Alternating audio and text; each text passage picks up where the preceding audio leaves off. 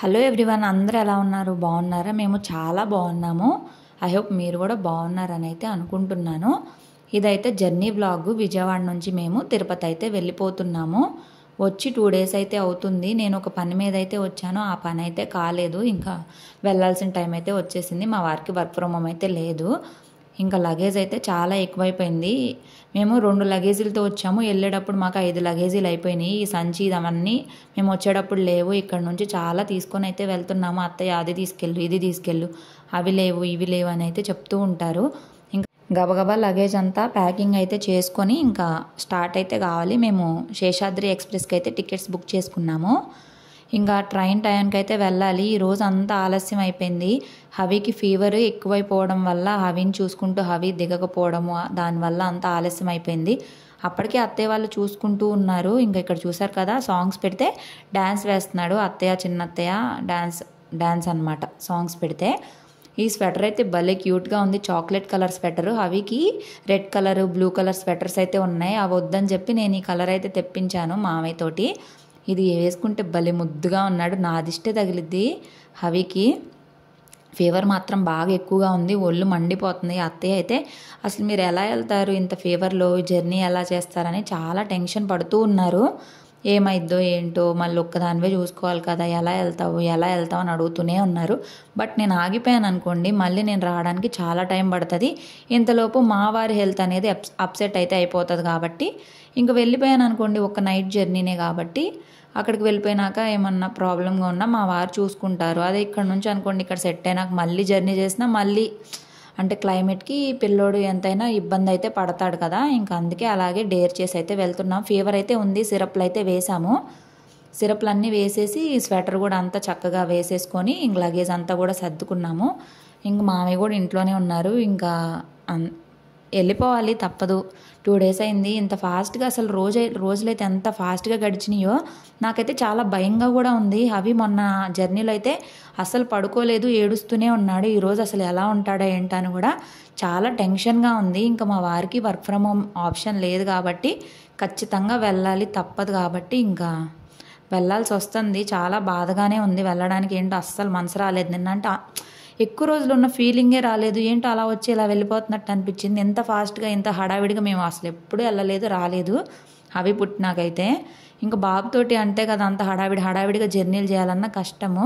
ఇంక మా అత్తయ్య వాళ్ళకైతే బాయ్ చెప్తున్నాడు. తెలిసిపోయినట్టుంది మేము వెళ్ళిపోతున్నామని చెప్పి. మా అత్తయ్య రమ్మన్నా కూడా రావట్లేదు. మా అత్తయ్య మొహం అయితే చూసారు కదా, డల్గా అయిపోయింది. ఇప్పుడైతే పర్వాలేదు.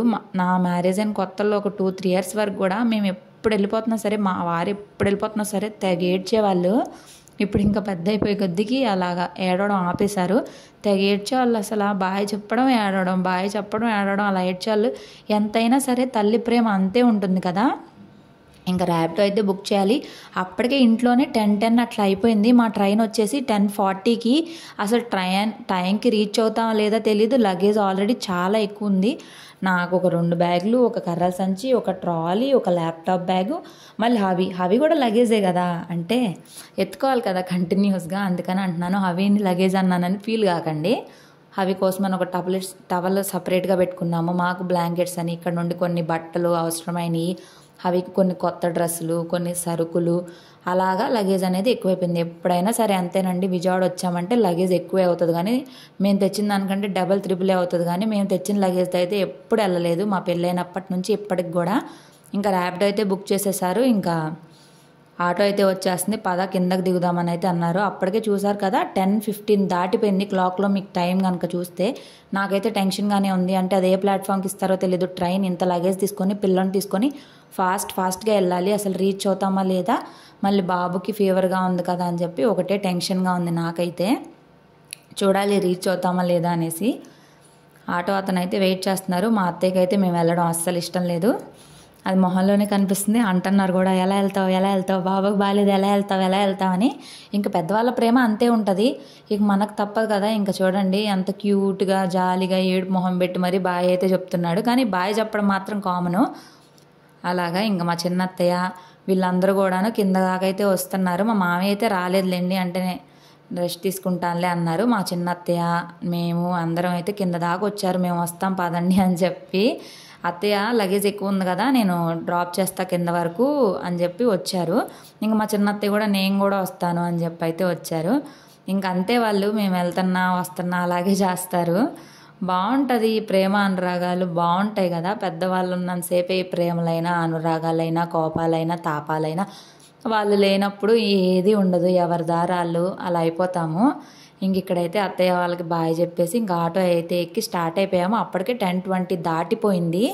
చూడాలి, నాకైతే టెన్షన్గానే ఉంది. మా ఆయన అయితే చూస్తారు కదా చల్లటిగాలి వస్తుందని చెప్పి హవి మొహం అంతా చేయి పెట్టేశాడు. అదేంటి చేయి పెట్టేసావు, గాలాడుతుందా లేదా అని నేనైతే చూస్తున్నాను, నాకు వీడియోలో కనిపిస్తుంది. తర్వాత ఇంకా హవి ఆ చెయ్యి అయితే వదిలిచ్చేసుకొని చూస్తున్నట్టు చూసారు కదా. ఇప్పుడు దీనికి హుడీ క్యాప్ వచ్చేసింది కాబట్టి చెవుల్లోకి చల్లటి గాలి, తల మీద చల్లటి గాలి వెళ్ళదు, కొంచెం ప్రశాంతంగా అయితే అనిపిస్తుంది. ఇంకా ట్రైన్ అయితేనేమో విజయవాడ స్టేషన్కి ఒక 2 minutes దూరంలోనే ఉంది. మేము ఇంకా చిట్టినగర్లోనే ఉన్నాము. అసలు రీచ్ అవుతామా లేదా తెలీదు. మేమేమో ప్రతిసారి 10th ప్లాట్ఫామ్ వైపుకి అయితే వెళ్తాం కదా, వేర్ ఈజ్ మై ట్రైన్ యాప్లో ఏమో అది 1కి అయితే చూపిస్తుంది. 1 వైపు వెళ్తే మనకి నడిచే పని ఉండదు. అదే 10 వైపు వెళ్ళామనుకోండి 1 వరకు నడవాలి ఇంత లగేజ్ వేసుకొని అని అయితే నేను చెప్తున్నాను మా వారికి. ఏం చేస్తారో తెలీదు. మా ఆయన ఏమో 10 వైపే అంటున్నారు, ఆ యాప్లో ఒక్కోసారి కరెక్ట్గా చూపించదు అని చెప్పి అంటున్నారు. ఇంకా ఆటో అతనికి అయితే చెప్తే ఇంకా 10 వైపు ఆపకుండా మేము 1 వైపు అయితే వెళ్ళిపోతున్నాము. 10 వైపుని దాటేసి 1 వైపు అయితే వెళ్ళాలి. అప్పటికే 10:35 అయిపోతుంది. నాకైతే చాలా టెన్షన్గా ఉంది లోపలంతా కూడాను. అంటే ఇప్పుడు ఇంత కష్టపడి ఇంత దూరం వచ్చి ట్రైన్ మిస్ అయిపోతే హడావిడి పడాలి, పరిగెత్తాలి, ట్రైన్ పరిగెత్తుకుంటూ ఎక్కాలి, పిల్లలతోటి పరిగెత్తెక్కాలంటే మా వల్ల కాదు. మామూలుగానే మనం ఎక్కలేం కదా, భయం వేస్తుంది కదా, అందుకని. కానీ టైం 10:30 అయినా రైల్వే స్టేషన్ కదా, ఎంతమంది ఉన్నారో, మొత్తం ఆటోలు అన్నీ తిరుగుతూనే ఉన్నాయి. చాలా దూరం వెళ్తున్నాం. ఇంకా మా వారైతే కొంచెం ఫాస్ట్గా వెళ్ళరా అని చెప్పి అయితే అన్నారు. బాబాయ్ కొంచెం ఫాస్ట్గా వెళ్ళామంటే అప్పుడు ఫాస్ట్గా వెళ్ళారు. అప్పటి వరకు నిదానంగా వెళ్తుంది ఆటో అయితే. మాకు పక్క టెన్షను, ఆటో ఏమో స్లోగా వెళ్తుంది, ట్రైన్ ఏమో ఫాస్ట్గా వస్తుంది. అది ఇంకా 1 వైపు అయితే తీసుకొచ్చారు. మెయిన్ ఎంట్రన్స్ వైపు కాకుండా ఒక వైపు ఉంటుంది, అక్కడ ఆపనా ఇక్కడ ఆపనా అని అయితే అడుగుతున్నారు. సరే ఇక్కడ ఆపేసేయండి అన్నాము, ఇక్కడ నుంచి డైరెక్ట్గా లోన్కి వెళ్ళొచ్చు అని చెప్పి. ఇంక ఇక్కడ ఆగి మేము ప్లాట్ఫామ్ చూసేసరికి ట్రైన్ అయితే వచ్చేసి వెయిట్ చేస్తుంది. ఆల్రెడీ 1లోకే వచ్చింది. కరెక్ట్గా 1లోనే ఆగాము. ఎక్కువ లగేజ్ ఉన్నా ఎక్కువ నడవకుండా దేవుడి దయ వల్ల అలా ఎంటర్ అవగానే సెకండ్ బోగినే మాది. ఇంకా లక్ అది చెప్పాలంటే. మొన్న వచ్చేటప్పుడు అంతే, అప్పుడే ఇంకా ఎక్కువ నడిచామేమో కానీ ఇవాళైతే చూడండి 10:40 అయిపోయింది టైం అయితే అప్పటికే. ఇంకా ట్రైన్ అయితే ఎక్కేసాము. కొంచెం ప్రశాంతంగా అనిపించింది. హవి మాత్రము వాళ్ళ నానే కావాలంట, నేను ఎత్తుకుంటున్నా రావట్లేదు. వాళ్ళ నానేమో బ్లాంకెట్స్ అయితే వేస్తున్నారా.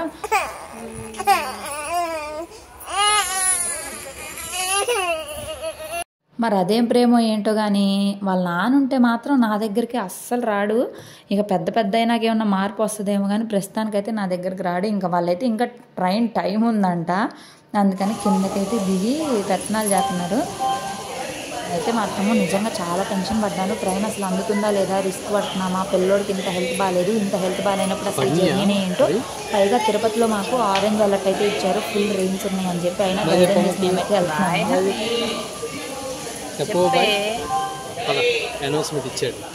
10:55 వరకు. ఇక్కడ అతను 2 అరటిపళ్ళు ఎంత అని అడిగితే 2 అరటిపళ్ళు 50 రూపాయలు అంట. మనకు బయట డజన్ వస్తాయి 50 రూపాయలకి. రైల్వే స్టేషన్లో ఏదైనా కాస్ట్ చాలా ఎక్కువ ఉంటుంది. మాకైతే ఒక లోవర్ బర్త్ ఒక మిడిల్ బర్త్ అయితే వచ్చింది. నేను ఎప్పుడు కూడా లోవర్ బర్త్లో అసలు పడుకోను, నాకు భయము, పైగా పడిపోతానని భయము, హవిని వేసుకోవాలి కదా, అందుకని నేను మిడిల్ బర్త్లోనే ఎక్కుతాను. మా వారైతే ఇంకా సీట్లు తీద్దాము, ఆల్రెడీ 11 o'clock అయింది కదా, పడుకోండి, పడుకోవడానికి ట్రై చేయండి, హవి పడుకుంటాడు లేదో చూద్దామని అయితే అన్నారు.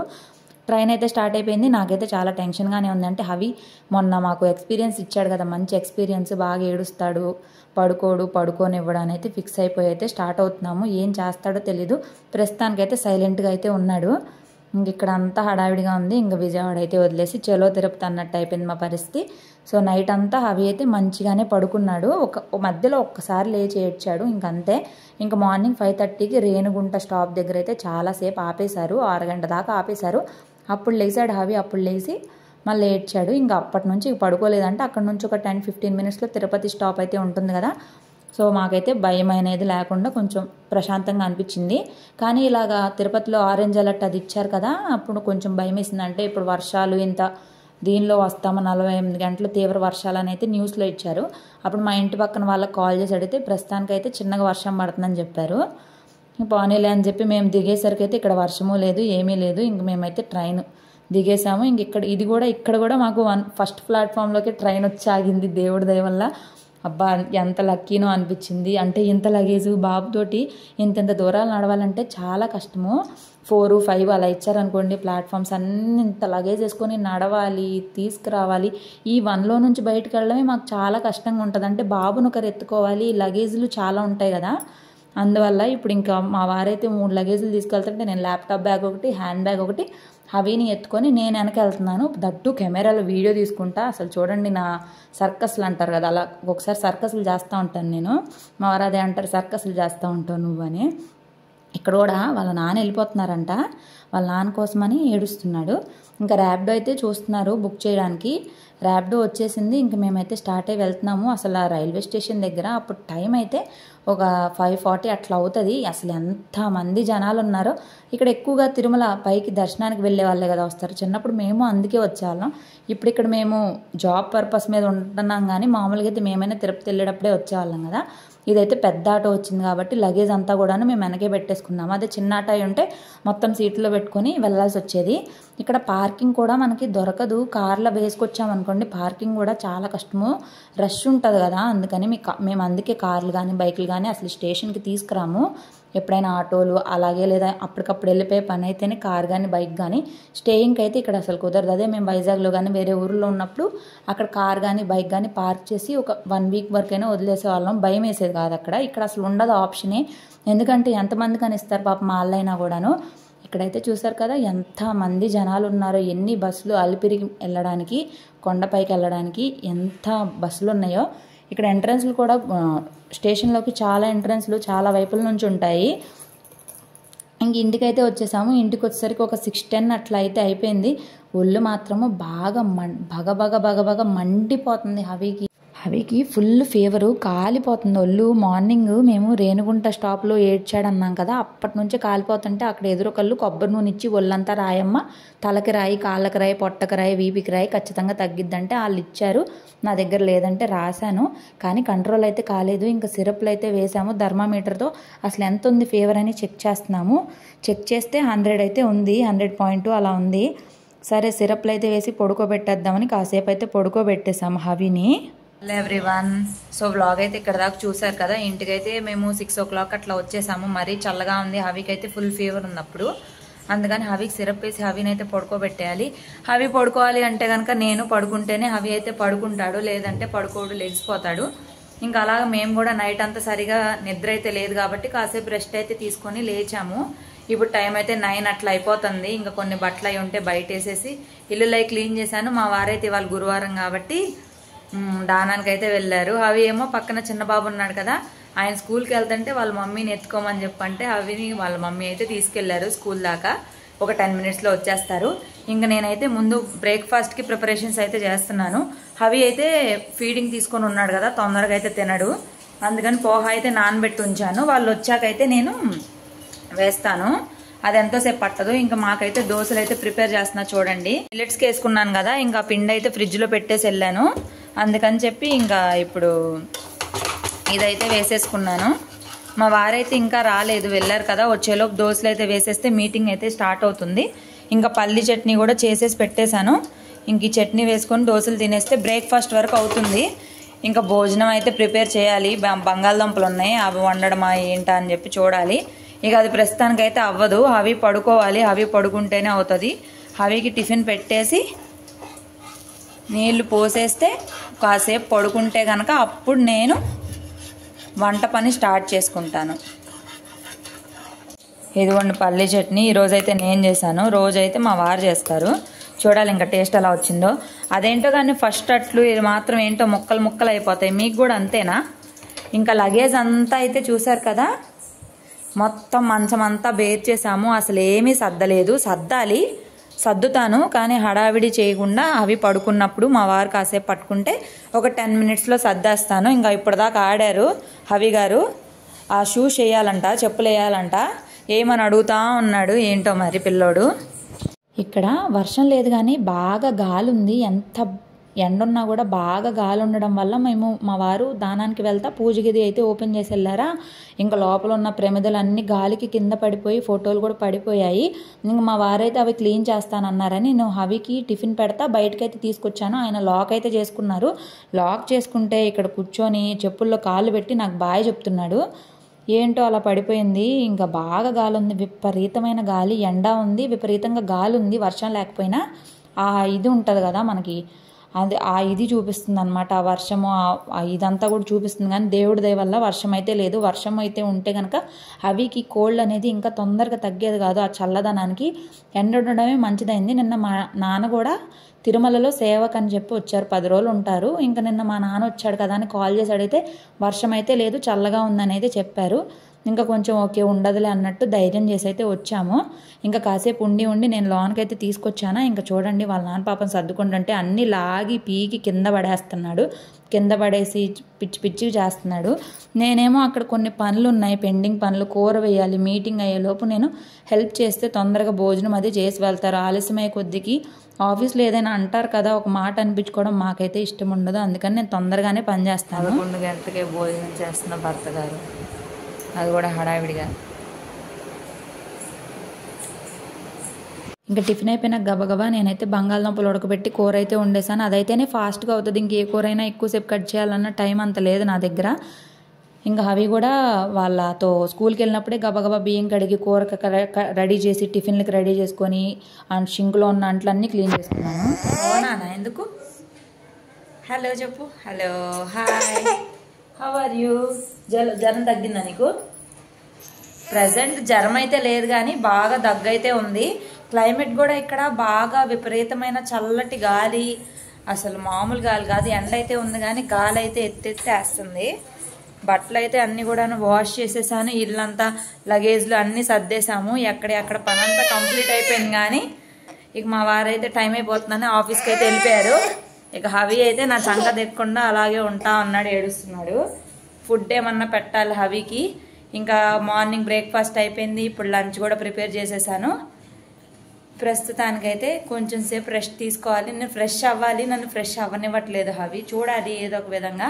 సో ఇక్కడతో బ్లాగ్ అయితే ఎండ్ చేస్తాను. నేను అన్ని సర్దాను కదా, అదైతే చూపిస్తాను. ఈ మంచం నిండా లగేజ్ అయితే ఉంది కదా, మొత్తం ఎక్కడెక్కడ సర్దేశాము. ఇంకా షింకులు అంట్లన్నీ తోమేస్తే హవి గారు అయితే అన్ని ఇలా పడేశారనమాట. ఇంక ఇక్కడ అంతా కూడాను అంతా క్లీన్ చేసేయాలి. స్టవ్ అంతా అయితే గందరగోళం అయిపోయింది. అది ఇప్పుడైతే క్లీన్ చేయలేను. ఇంకా నేను ఈవినింగ్ మా వారు వచ్చినప్పుడు లేదంటే హవి పడుకున్నప్పుడే నేను క్లీన్ చేయగలను. ఇంకా అన్నము కూర కూడా వండేసాను. మా వారు తినేసి వెళ్ళిపోయారు. నేను ఊరెళ్ళక ముందు నుంచి బట్టలు అయితే ఇలాగే ఉండిపోయాయి. ఇంకా మార్నింగ్ ఎండలో పెట్టి ఇంక ఇప్పుడే తెచ్చాను. ఇంక ఇవి కూడా ఫోల్డ్ చేయాలి. ఇవన్నీ ఇప్పుడు కాదు, అవి పడుకుంటేనే అవుతాయి, లేదంటే లేదుగా. ఇక్కడతో వ్లాగ్ అయితే ఎండ్ చేస్తున్నాను. Thank you so much for watching. Thank you for your unconditional love and support. ఇలాగే సపోర్ట్ చేస్తూ ఉండండి. అవి బాయ్ చెప్పనానా? బాయ్ బాయ్ చెప్పమ్మా. Thank you so much. Bye bye.